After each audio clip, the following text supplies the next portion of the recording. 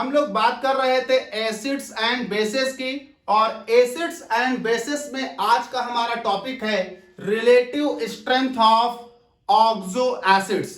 आपके oxo acids अगर आपके सामने हो तो आप कैसे आइडेंटिफाई करेंगे या कैसे उनकी एसिडिक स्ट्रेंथ को अरेंज करेंगे कि कौन ज्यादा एसिडिक है और कौन कम एसिडिक है। तो चलिए बात करते हैं। देखिए, दो तीन बातें आप ध्यान रखिएगा। अगर आपके पास कहीं पर भी हाइड्रोक्साइड्स हों, हाइड्रोक्साइड्स ऑफ रिएक्टिव मेटल, सुनते रहिएगा जरा, हाइड्रोक्साइड्स ऑफ रिएक्टिव मेटल्स हों, अगर कहीं पर हाइड्रोक्साइड्स ऑफ रिएक्टिव मेटल्स हों तो हाइड्रोक्साइड्स ऑफ रिएक्टिव मेटल्स हमेशा आयनिक कंपाउंड होते हैं, आयनिक कंपाउंड्स होते हैं। तो सर क्या हाइड्रोक्साइड्स ऑफ मेटल्स ही हो सकते हैं? क्या हाइड्रोक्साइड्स ऑफ नॉन मेटल्स नहीं हो सकते? बिल्कुल हो सकते हैं।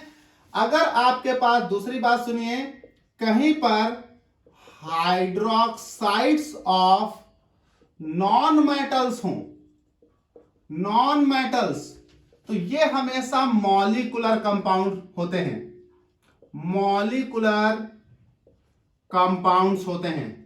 और गौर करिएगा, hydroxides of reactive metals ionic compound, और इनके पास टेंडेंसी होती है टू लॉस OH माइनस, जबकि hydroxides of non metals molecular compound होते हैं और इनके पास टेंडेंसी होती है to loss H plus. That is why ये भाई साहब ऊपर वाले तो सब बेसिस हो गए, लेकिन ये सारे हो गए एसिड्स। तो हाइड्रोक्साइड्स ऑफ नॉन मेटल्स अगर कहीं हैं तो हाइड्रोक्साइड्स ऑफ नॉन मेटल्स के पास H प्लस को रिलीज करने की टेंडेंसी होती है और वो कहलाते हैं एसिड्स। और वो एसिड्स ही वास्तव में आपके क्या हैं? Oxo acids. Hydroxides of non metals he basically आपके लिए क्या हैं? ऑक्सो एसिड्स हैं। जबकि हाइड्रोक्साइड्स ऑफ मेटल्स जो होते हैं वो बेस होते हैं, वो एसिड नहीं होते। ठीक भाई, एक बात समझिएगा, तो अगर आपसे कोई कहे ऑक्सो एसिड्स तो आप कहोगे hydroxides of non metals have the tendency to lose the H plus ion, और उन्हीं को हम क्या कह रहे हैं? Oxo acids.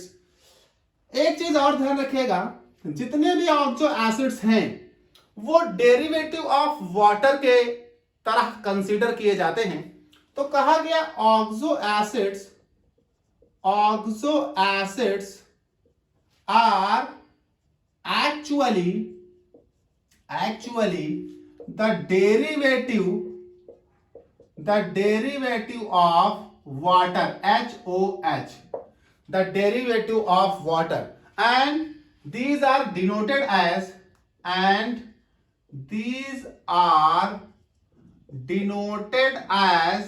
और इनको हम डिनोट करते हैं, देखिए EOH, जहां पर E क्या है? वेयर E इक्वल्स टू है नॉन मेटल्स। और याद रखिएगा, इस E के आधार पर ही जो ऑक्सो एसिड्स हैं उनकी एसिडिटी निर्धारित होगी। अब यहां पर अगर हम ऑक्सो एसिड्स की एसिडिटी की बात करें तो कहा गया the strength of oxo acids is depend upon the combined factor of the 3 factors. 3 factor का कंबाइंड रिजल्ट इनकी एसिडिटी निर्धारित करता है। कौन से है वो 3 फैक्टर? तो कहा गया the relative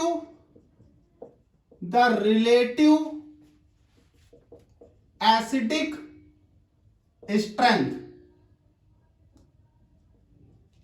strength of oxo acids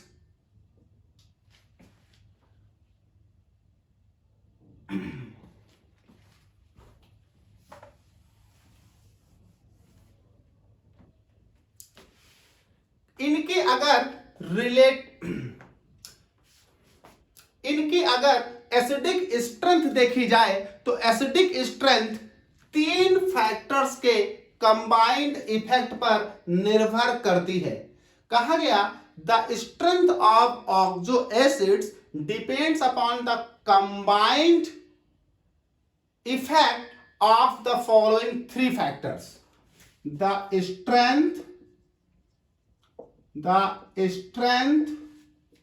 of oxo acids depends upon the combined effect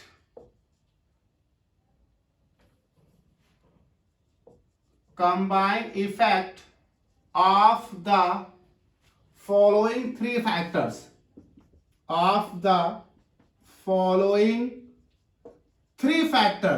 देखते जरा ये भाई 3 फैक्टर्स कौन कौन से हैं जो इन ऑक्सो एसिड्स की एसिडिटी को प्रभावित कर रहे हैं, घटा बढ़ा रहे हैं।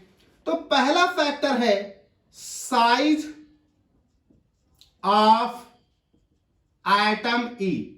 जो आपने नॉन मेटल लिया है उसका साइज बहुत इंपॉर्टेंट फैक्टर है। दूसरा इलेक्ट्रोनिगेटिविटी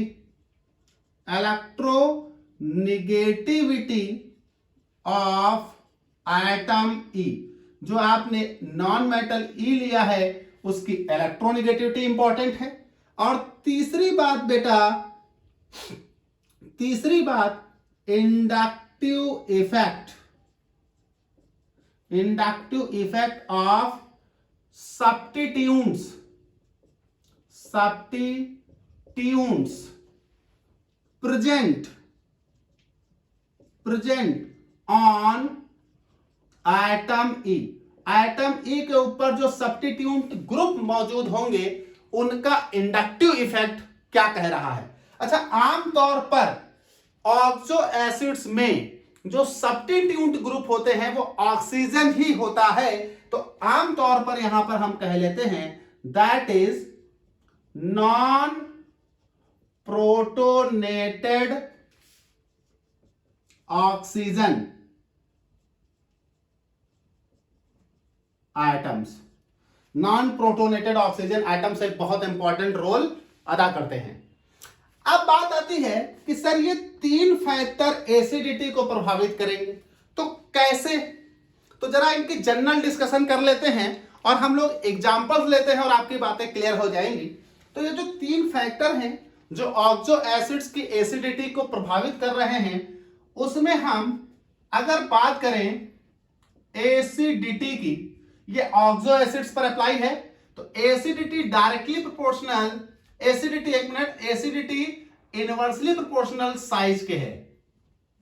साइज जितना ही छोटा होगा आपके नॉन मेटल्स का, एसिडिटी उतनी ही ज्यादा होगी। दूसरा हमारे पास जो फैक्टर था इलेक्ट्रोनिगेटिविटी, उसका एसिडिटी से कैसा संबंध है? तो एसिडिटी डायरेक्टली प्रोपोर्शनल है इलेक्ट्रोनिगेटिविटी के। आपके एटम की इलेक्ट्रोनिगेटिविटी जितनी ज्यादा होगी एसिडिटी उतनी ही ज्यादा होगी। साथ ही साथ तीसरा फैक्टर जो है एसिडिटी डायरेक्टली प्रोपोर्शनल है non protonated oxygen, that is substitutes. जो आपके सब्स्टिट्यूट्स हैं उनके संख्या पर नॉन प्रोटोनेटेड ऑक्सीजन के डायरेक्टली प्रोपोर्शनल एसिडिटी। जितने ज्यादा नॉन प्रोटोनेटेड ऑक्सीजन होंगे आपके एटम ई पर, उतना ज्यादा एसिडिटी होगी। जितना ज्यादा इलेक्ट्रोनिगेटिविटी है ई की, उतना ज्यादा एसिडिटी होगी। जितना साइज छोटा होगा ई का, उतना ज्यादा इलेक्ट्रोनिगेटिविटी होगी। तो याद रखिएगा ऑक्सो एसिड्स वो एसिड्स हैं जो डेरिवेटिव ऑफ वाटर की तरह कंसीडर किए जा रहे हैं, मॉलिक्यूलर कंपाउंड्स हैं, हाइड्रोक्साइड ऑफ नॉन मेटल्स हैं, और इनकी जो एसिडिक स्ट्रेंथ है वो 3 बातों पर डिपेंड करती है। जो नॉन मेटल है उसका साइज क्या है, जो नॉन मेटल है उसकी इलेक्ट्रोनिगेटिविटी क्या है, और जो नॉन मेटल है उस पर कितने नॉन प्रोटोनेटेड ऑक्सीजन हैं। Acidity size inversely acidity electronegativity directly, acidity और non protonated oxygen directly proportional का रिलेशन है। एग्जाम्पल लेते हैं और आपके सारे कॉन्सेप्ट क्लियर होते हैं। तो चलिए भाई एग्जाम्पल लेते हैं। हम पहला एक एग्जाम्पल ले रहे हैं, एग्जाम्पल 1। हम एग्जाम्पल ले रहे हैं oxo acids of halogen, oxo acids of halogen. तो हम एग्जाम्पल ले रहे हैं ऑक्सो एसिड्स ऑफ हैलोजन। देखिए ऑक्सो एसिड्स ऑफ हैलोजन में हम HOX टाइप ले रहे हैं, HOX। अच्छा याद रखिएगा फ्लोरीन के ऑक्सी एसिड नहीं पाए जाते, किसी क्लास में डिटेल में बात करेंगे क्यों। तो ऑक्सो एसिड्स ऑफ हैलोजेंस, तो जब फ्लोरीन के पाए नहीं जाते तो अब बचता है ऑक्सो एसिड्स ऑफ क्लोरीन। थोड़ा बॉन्ड को बड़ा कर लेता हूं, chlorine, oxo acids of bromine, oxo acids of iodine. अब जरा समझिएगा कैसे क्या प्रभाव यहां पड़ रहा है। आपने कहा है कि आपका नॉन मेटल का साइज, इलेक्ट्रोनेगेटिविटी और नॉन प्रोटोनेटेड ऑक्सीजन, 3 बातें देखनी है। इसमें से किसी भी नॉन मेटल पर नॉन प्रोटोनेटेड ऑक्सीजन तो है ही नहीं, तो बात ही खत्म कर दीजिए। तीसरा पॉइंट तो ऐसे ही खत्म हो गया। 2 पॉइंट साइज और इलेक्ट्रोनेगेटिविटी बचता है। सबसे पहले हम इलेक्ट्रोनेगेटिविटी की बात करते हैं। क्लोरीन की इलेक्ट्रोनेगेटिविटी ज्यादा, ब्रोमीन की इलेक्ट्रोनेगेटिविटी कम और आयोडीन की उससे कम। जब आयोडीन की इलेक्ट्रोनेगेटिविटी ऑक्सीजन से, ब्रोमीन ऑक्सीजन से, क्लोरीन ऑक्सीजन से इलेक्ट्रॉन खींचेगा इलेक्ट्रोनेगेटिविटी के कारण। इन्होंने भी खींचा, इन्होंने भी खींचा, इन्होंने भी खींचा, लेकिन आयोडीन जितना इलेक्ट्रॉन खींचेगा ऑक्सीजन से उससे ज्यादा ब्रोमीन खींचेगा, क्योंकि ब्रोमीन की इलेक्ट्रोनेगेटिविटी आयोडीन से ज्यादा है। उससे कहीं ज्यादा क्लोरीन खींचेगा, क्योंकि क्लोरीन की इलेक्ट्रोनेगेटिविटी बेटा ब्रोमीन से भी ज्यादा है। तो ऑक्सीजन से जब आयोडीन इलेक्ट्रॉन खींचेगा तो यहां डेवलप करेगा पॉजिटिव, जब बेटा ब्रोमीन खींचेगा तो यहां और ज्यादा पॉजिटिव डेवलप करेगा।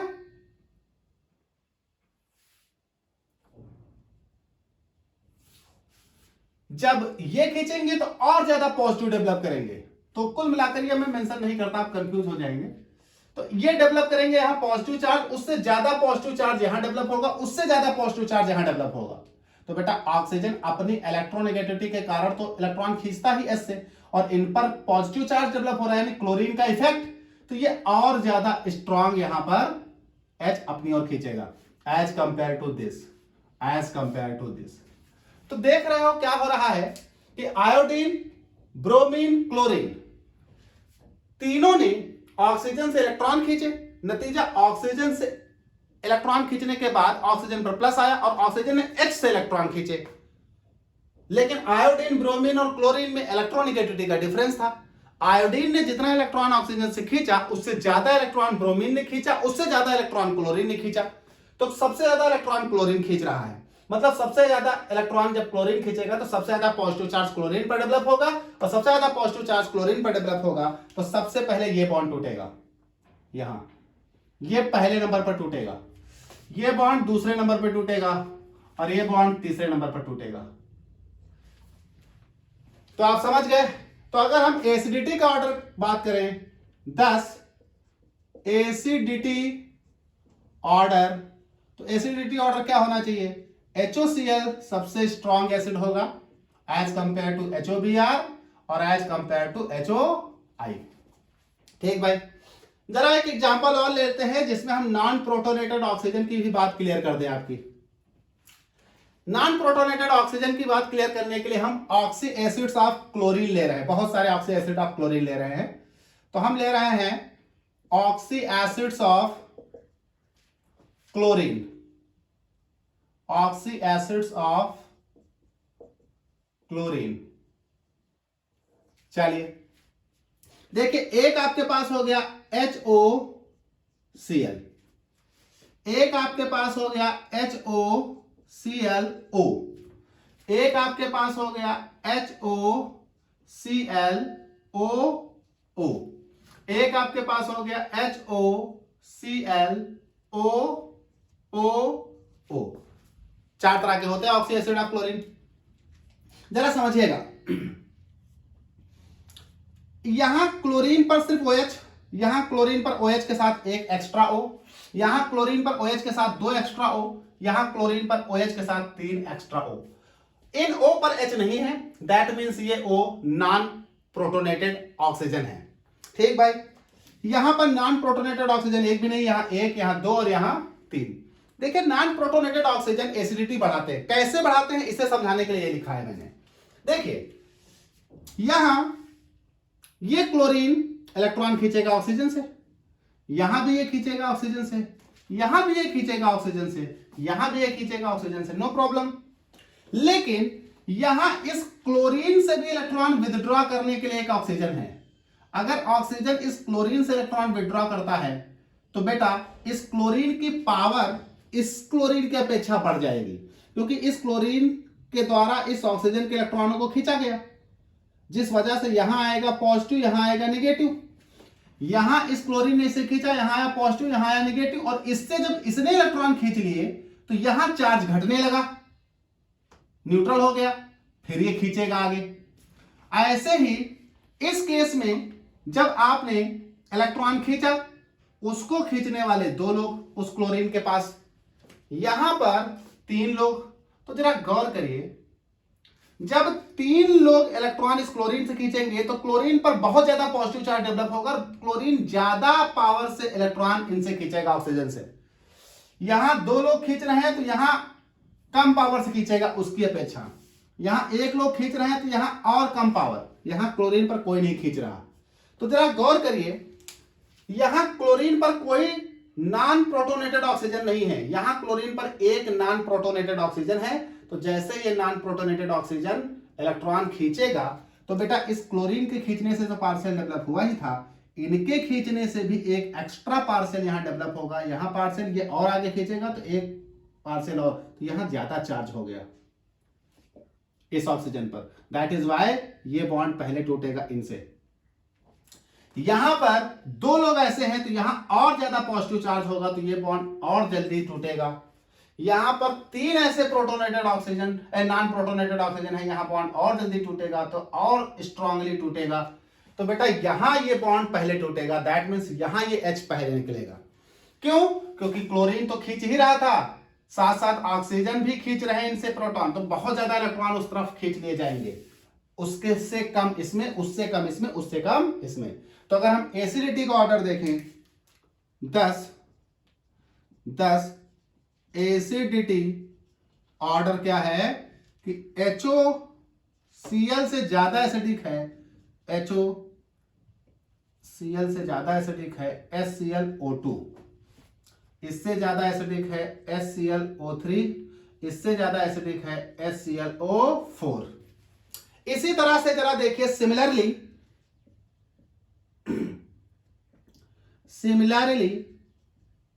अगर हम ऑक्सी एसिड्स ऑफ नाइट्रोजन की बात करें तो ऑक्सी एसिड्स ऑफ नाइट्रोजन में भी यही रूल है, HNO से ज्यादा एसिडिक है HNO2, से ज्यादा एसिडिक है HNO3, depends upon the number of non protonated oxygen. यहां 2 हैं भाई, एक तो OH होगा तो 2 नॉन प्रोटोनेटेड, यहां एक नॉन प्रोटोनेटेड, यहां एक भी नहीं।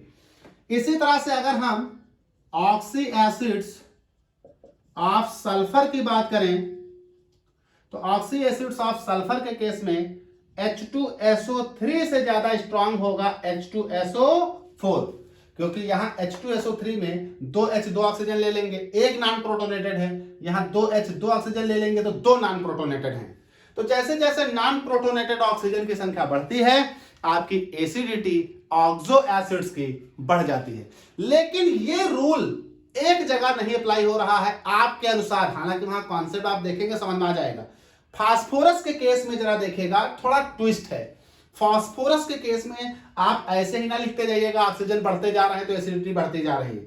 जरा देखिए फास्फोरस के केस में बड़ा इंपॉर्टेंट चीज है। तो अगर हम ऑक्सी एसिड ऑफ फास्फोरस लें तो एक नोट करके मैं आपको बहुत इंपॉर्टेंट चीज फास्फोरस के केस में बता रहा हूं।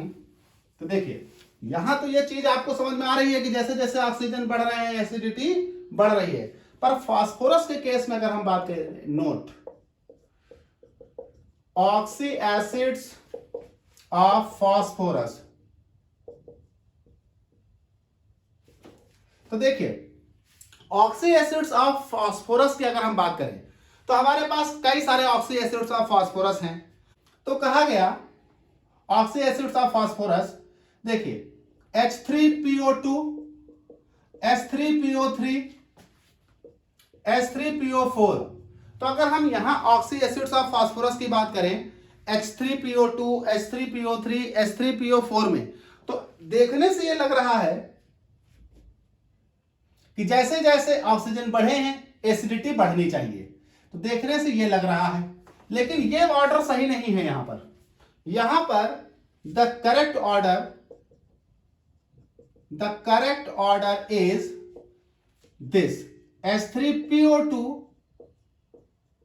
H3PO3, now H3PO4। कारण आप जरा इनका ये देखिए, रीजन क्या है इसका। तो रीजन है, जरा इसको खोल के लिखते हैं। तो खोल के जब लिखोगे HP+O, ये हो जाएगा एक H, ये हो जाएगा दूसरा H। इसे जरा खोल के लिखो HOP, ये हो जाएगा H, ये हो जाएगा OH, ये हो जाएगा O। ये हमारे पास HOP O, ये हो जाएगा OH और ये हो जाएगा OH। हमने कहा था नॉन प्रोटोनेटेड ऑक्सीजन बढ़ने चाहिए, पर यहां तो नॉन प्रोटोनेटेड ऑक्सीजन देखो बेटा सब में एक ही एक है।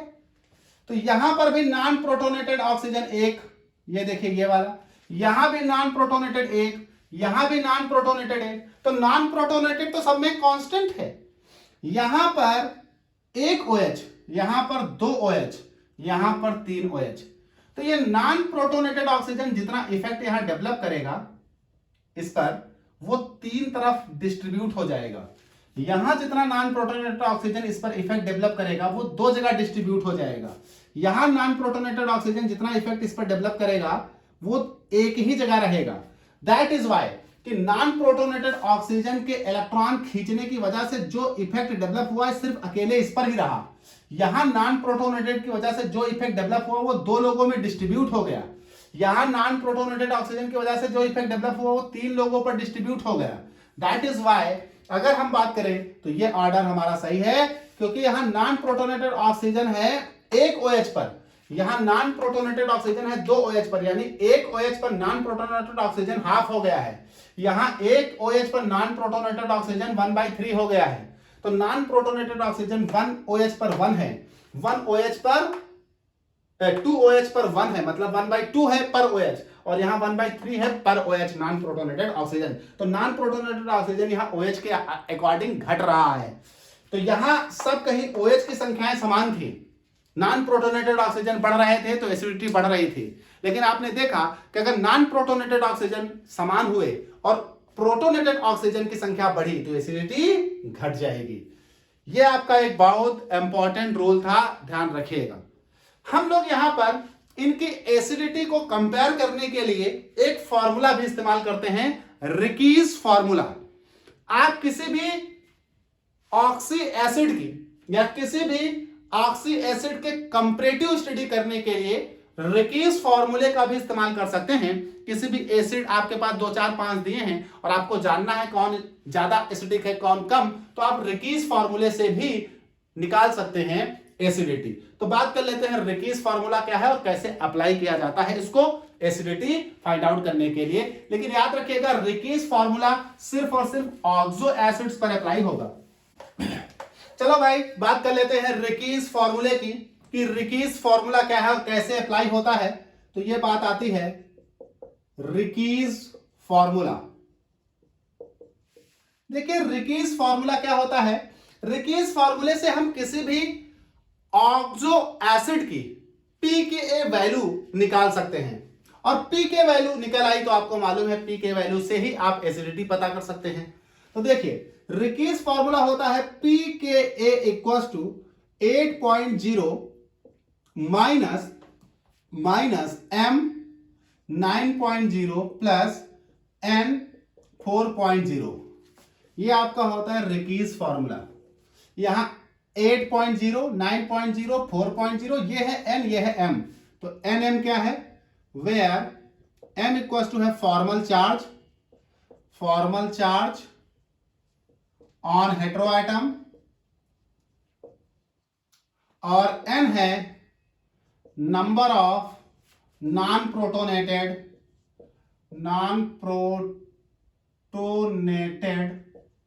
Oxygen atoms.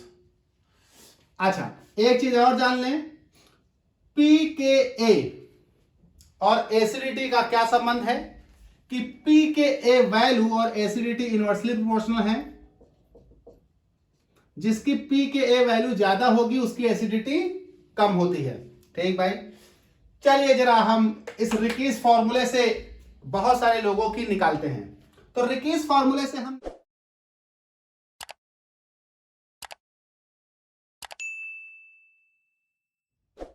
फॉर एग्जाम्पल ले लेते हैं HClO, HClO2, HClO3, HClO4। पीछे हम ऑर्डर जानते हैं, अभी पीछे पढ़ा कर आया हूं। हम लोग इनमें से चारों को निकालते हैं और देखते हैं किसकी एसिडिटी ज्यादा आ रही है, किसकी कम आ रही है, क्या ऑर्डर बनेगा। तो सबसे पहला ले लेते हैं HClO। फॉर्मूला होता है HOCl। जरा देखो, इस Cl के पास 7 इलेक्ट्रॉन होते हैं बाह्यतम कक्षा में, तो एक साझा कर लिया तो ये 6 बच गए। अब जरा हम यहां पर डिटरमाइन करते हैं। सबसे पहले आप फॉर्मल चार्ज निकाल लीजिए। फॉर्मल चार्ज निकालने का भी एक फॉर्मूला होता है, अगर आपको नहीं पता है तो यहां देख लें। Formal charge on hetero atom, तो फॉर्मल चार्ज m कैलकुलेट करना है तो m इक्वल्स टू होता है group number minus number of shared electrons bye 2 minus number of unshared electrons. ये होता है फॉर्मल चार्ज निकालने का फॉर्मूला। तो जरा फॉर्मल चार्ज निकाल लेते हैं पहले इनके लिए। m equals to group number chlorine का कितना है, 7, 7वें ग्रुप का मेंबर है। साथ ही साथ शेयर्ड इलेक्ट्रॉन कितने हैं, -2/2, क्योंकि भाई इसने साझा यहां किया 2 इलेक्ट्रॉन, ये है 2 इलेक्ट्रॉन है साझे में, 2/2 माइनस ये बेटा 2 2 4 2 6 6, तो ये आ जाएगा 7 - 1 - 6 यानी 0। तो m की वैल्यू आ गई 0। अब इनके लिए m की वैल्यू 0 आ गई तो जरा pKa वैल्यू निकालो। तो pKa equals to this 8.0 minus m हो गई 0 इंटू 9.0 प्लस n क्या है, n है नॉन प्रोटोनेटेड ऑक्सीजन एटम की संख्या। इस क्लोरीन पर नॉन प्रोटोनेटेड ऑक्सीजन कोई है ही नहीं, तो ये हो गया 0 इंटू 4.0। तो बेटा 9.0 इंटू 0, 4.0 इंटू 0, ये 0 हो गए। तो सिर्फ pKa क्या बचा, pKa इनके लिए 8 आया, 8.0। चलिए इनके लिए निकाल लेते हैं HClO2। ये फॉर्मूला होता है HOClO। ये हो गया 1 2 3 4 और ये हो गया साझे का और ये हो गया साझे का। ये बेटा कोऑर्डिनेट होता है, लेकिन coordinate as a covalent bond ही कंसीडर होता है। चलिए तो यहां m निकाल लो पहले। ग्रुप नंबर 7 है, माइनस साझे के इलेक्ट्रॉन 2 2 4 हैं, तो 4/2 और बिना साझे वाले भी 4 हैं, तो -4 इक्वल्स टू, तो ये हो जाएगा 7 - 4/2 यानी 2 - 4 यानी इक्वल्स टू आ जाएगा 1। जरा आप निकालिए pKa equals to 8.0 minus m आया है 1 इंटू 9.0 प्लस इसके पास नॉन प्रोटोनेटेड ऑक्सीजन कितना, भाई ये तो प्रोटोनेटेड ऑक्सीजन, इस पर H लगा, ये एक नॉन प्रोटोनेटेड ऑक्सीजन है 1 इंटू 4.0, तो ये बेटा आ जाएगा 8.0 9.1 इंटू 1 9, और ये हो जाएगा 4 और 8 4 12 और 12 में से 9 जाएगा तो बचेगा 3.0। देखो 9, ये हो जाएगा 4 और 8 का भी प्लस का 4 भी प्लस का, तो 8 4 12 और 12 में से 9 घटाओ तो 3, यानी पी के कितना आया इसके लिए, पी के आया 3.0। तो जरा इनके लिए निकाल लेते हैं, इसका हो गया, इसका हो गया, जरा इनके लिए निकाल लेते हैं। तो ये हो जाएगा H single bond O single bond Cl single bond O single bond O, 2 electron इसमें, 2 इलेक्ट्रॉन इसमें, 2 इलेक्ट्रॉन इसमें और 2 इलेक्ट्रॉन यहाँ। तो जरा पहले M निकाल लो, तो M इक्वल टू इनके लिए आ जाएगा, ग्रुप नंबर हो जाएगा 7 माइनस साझे में है 6 तो 6/2 माइनस बिना साझे के हैं 2 तो हो जाएगा 6/2 यानी हो जाएगा 3 2 5 यानी आ जाएगा 2।